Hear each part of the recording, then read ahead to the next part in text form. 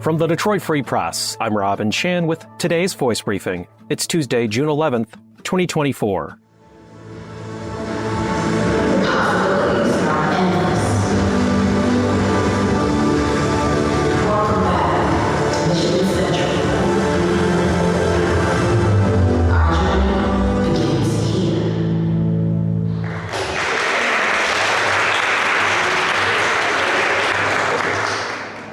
You're listening to the sounds of the recently reopened Michigan Central Station.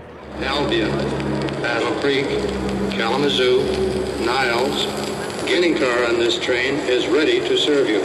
After a star-filled celebration of Detroit culture and music Thursday, the renovated city icon opened its doors for public tours this past weekend. Guests were able to experience the grandeur of the station while immersing themselves in the history and restored potential of the building. The tour, showcasing the Ford Motor Company's efforts of the past 6 years, left quite the impression on attendees Kevin Marshall and Jackie Brown. I think it was outstanding. I appreciate how they maintain some of the historical significance of the place opposed to just letting it go to ruin. So I think it was a brilliant idea of what they did with it and what they intend to do in the future as well. They still have a lot of growth and development, but it is spectacular. It's a beautiful sight to see. I think anybody who's known this structure in the 30 years that it was vacant and watched it decay, I think you need to come back and you need to look at what the possibilities are, because this is just a prime example of what we thought should have been torn down at one time and what, the right amount of work and effort can do to transform a structure like this. It's just incredible. The opening experience at Michigan Central Station continues today, June 11th through the 16th, and you can find more information at michigancentral.com/open. Also, make sure to stay with the Free Press as we continue to follow the story of the station's reopening. Currently on Freep.com, you can find Phoebe Wall-Howard's personal retrospective on her coverage of Michigan Central's reopening.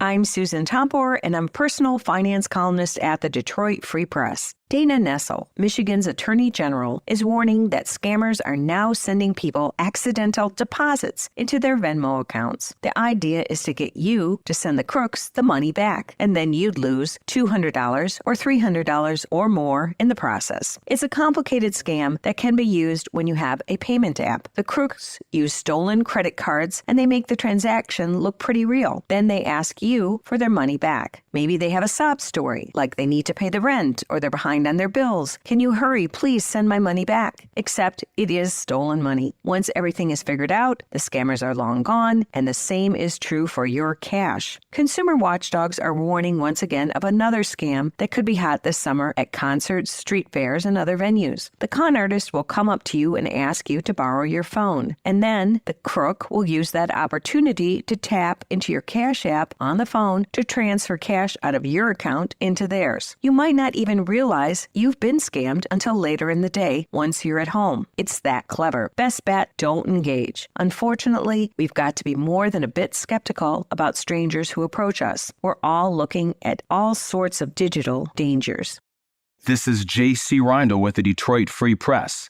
The successor to Eastland Center Mall is now officially open and ready for business. Eastland Commerce Center is a new development of 3 massive warehouses for light industrial or commercial use, spanning just over 1 million square feet. The development had its official ribbon cutting this week. The developer is North Point out of Kansas City, Missouri. They bought the struggling shopping mall from a private owner in late 2021, then tore it all down. Eastland was down to just a handful of open stores in its final days. The new Eastland Commerce Center has just one tenant so far, an automotive supplier out of Thailand, but North Point hopes to land a few more tenants in the coming months. Find more from the Detroit Free Press on Freep.com. That's FREEP.com.